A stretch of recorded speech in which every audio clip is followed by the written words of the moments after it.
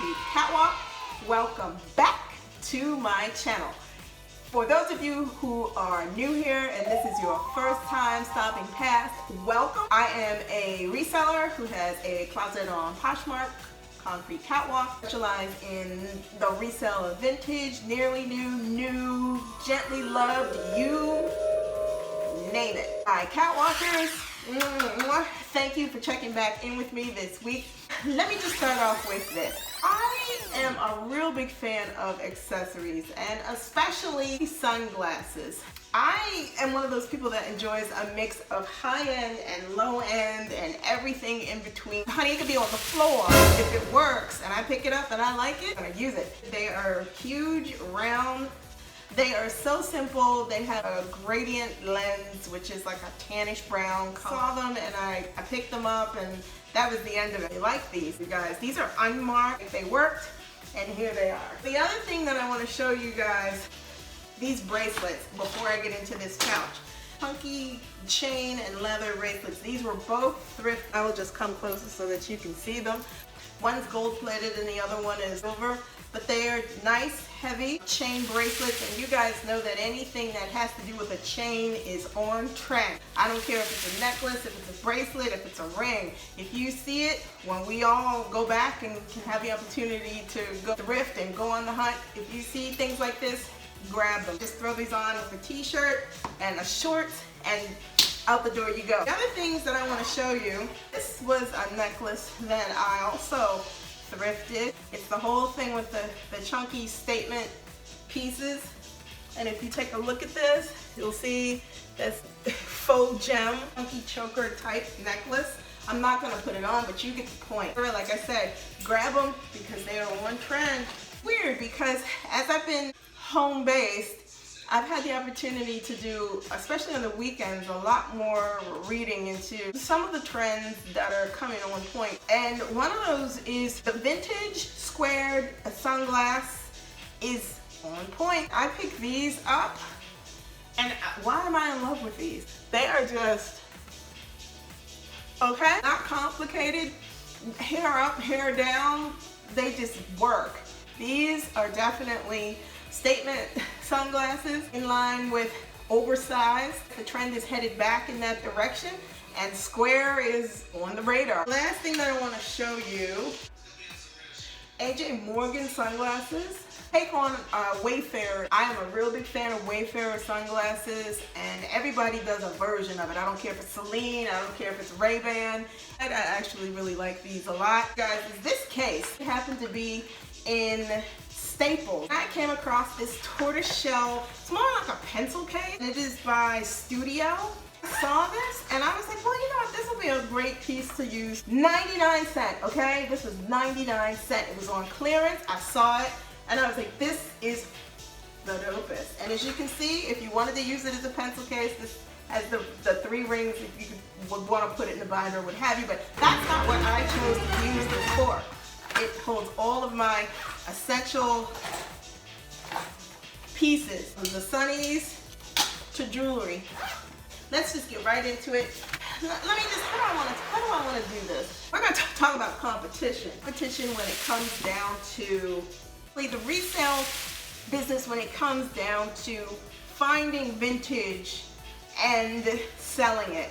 There are a lot of resellers, and myself included, who are in love with vintage. But in the business of vintage, is it competitive? Yes, it's a business. I'm harpooning in on vintage because vintage is a very, very tricky thing. The vintage world is not about the other people who are interested in it. It's not about other businesses who are selling vintage. What the competition is in vintage is, if you see it, you better buy it. Vintage items, clothes, shoes, those things are becoming a few and far between entity. Used to be, you'd be able to sashay yourself into a thrift store or selling items, you know, an abundance of stuff. Used to be, you could just walk in there and just find racks on racks on racks of stuff. That is not the case now.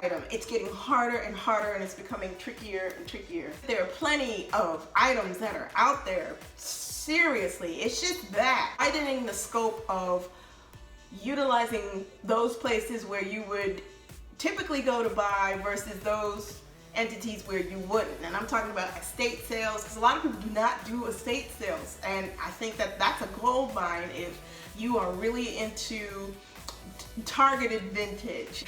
It gets down to vintage being the type of thing where what you buy, or the quality or the type of thing that you buy, is going to dictate how you are going to be successful in doing it.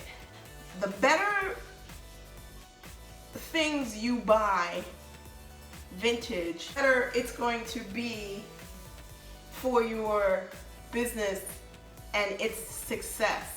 Or curated eye.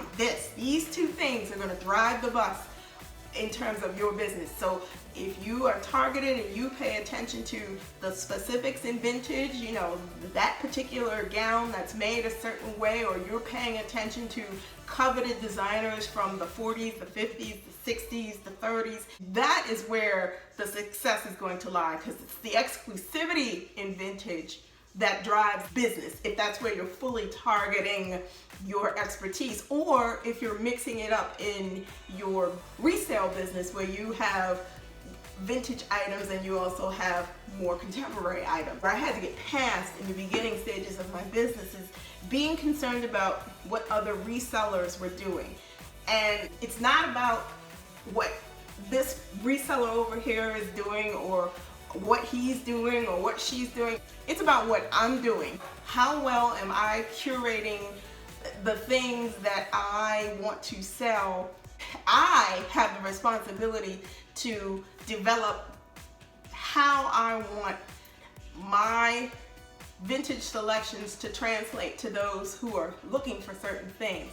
I tend to do better when I focus on things that are indeed unique and one of a kind.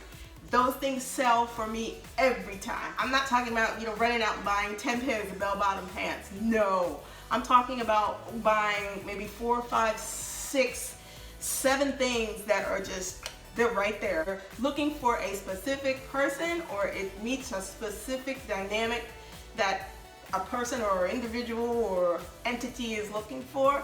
So I stay true to those roots when I'm looking to purchase, especially in vintage. The competition is coming out of what I determine I'm going to buy and sell in my own business. How do you get to that point of getting items that are going to translate across? Pay attention to what you're bringing in. Pay attention to sizes, because we all know in vintage, those sizes are super tiny, and the more tiny the item, the more risk that you incur with having a difficult time in moving. You have to look at the condition of the items. You've got to pay attention to what you have.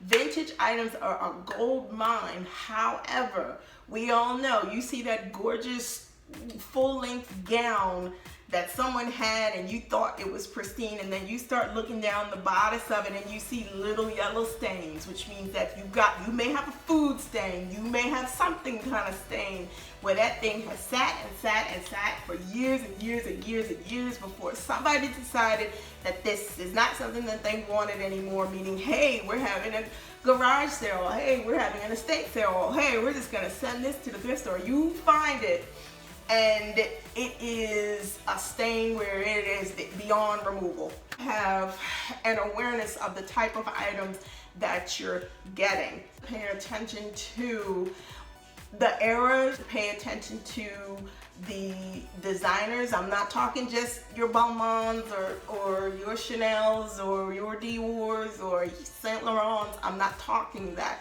I'm talking about those back in the day designers, or those one-off designers where they had a business, that business ended, but then all these beautiful pieces are floating around just waiting to be picked up.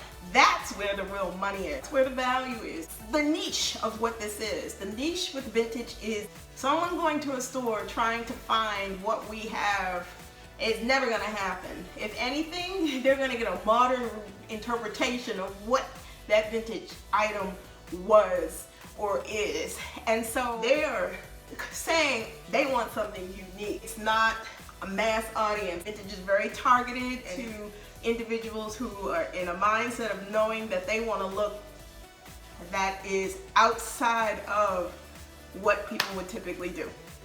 When it comes down to the whole avenue of resale and vintage, you know there's going to be a demand for it. You know you're going to have an audience for it, because what you don't want with vintage pieces, and I'm guilty of this because I've had this happen, where you pick up a piece and you decide you want to add it to your, your resale business, your online store, and what happens? That item sits and sits and sits. I have found that with a lot of vintage pieces, you've got to remove your emotional feelings about the item out of the equation, and you have to look at it for what it is. Is this going to move, or is this going to be a liability?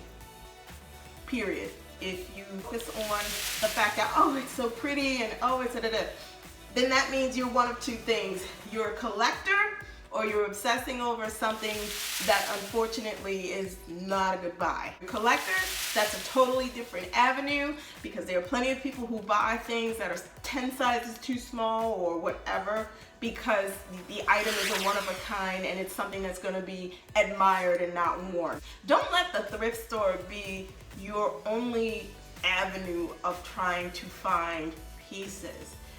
At a certain point, it all starts to look like the pieces weren't curated. They were just, picked up in bulk, in mass. Listen, this is not a perfect science. I had to learn that the wider you cast the net, the better. It doesn't mean you can't go to the thrift store, but open your horizons up so it just doesn't leave you one particular set lane. Go to different lanes and look for things that will move out of your cycle of things to sell. Speaking of the learning, I have no problem sharing information about my trials, my errors, my tribulations, my successes, but vintage community, they're an interesting breed. You sometimes will ask questions of them and they look at you like, what? The unwillingness to share is so great in this community sometimes. It's just disheartening because nobody benefits. And I think that the more you share, the better everybody does in the long run. The level of scarcity, unfortunately, has some people scared. I don't know how to answer in terms of if that's a good or a bad thing. I just think that the more you share information to, give advice to maybe what other people can do, hey, they can take it or leave it. This is not a perfect science, but I think that the more you share, the better, and everybody benefits from it. It just does show how difficult business of vintage especially has become. It's not to say that it's impossible to do, but be willing to be more receptive in order for it to be what it's supposed to be, and that is be enjoyable, an adventure, and an endeavor where you can ultimately sell the item to someone and it's going to make them very, very happy. So that's all I wanted to share with you this week. Let me know in the comments below what your thoughts are, especially when it comes down to vintage and to the competitiveness behind it. What have you encountered? What have you experienced? Like, comment, and subscribe to my channel. Tap that bell for notifications. I post videos every Sunday. Also too, over to Poshmark and check out my closet concrete catwalk. If there's anything that you see in my closet that you might be interested in, I typically post listings also over on Instagram, so please, I am the Catwalks Concrete on IG. Feel free to DM me there if there is anything in my closet that you see that you would like, so that together we can talk about it, work it out, so that you can get it before somebody else does. thank you so much for stopping by this week. You guys, I will be back next week. For now, please stay safe and see you next Sunday. Bye.